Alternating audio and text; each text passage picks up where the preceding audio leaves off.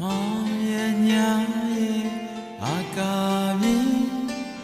ကိုတယောက်တည်းမအဖော်ရှာရင်ကျေပွင့်လေးတွင်မြင်လာတဲ့ကိုယ်နဲ့နီးနီးလေးလိုပဲအပြာရောင်လုံးနဲ့ပင်လေမြေကိုဖြတ်သန်းလို့ခရီးရင်းကဘာမြေတဲ့ခုရှာဖွေစေရာရာနီးနီးလေးထင်ငယ်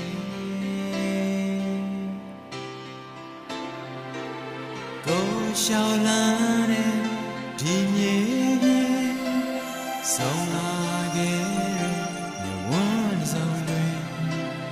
ကျင်နာတကိုများမူပိုင်ရှိကိုလေးသိချင်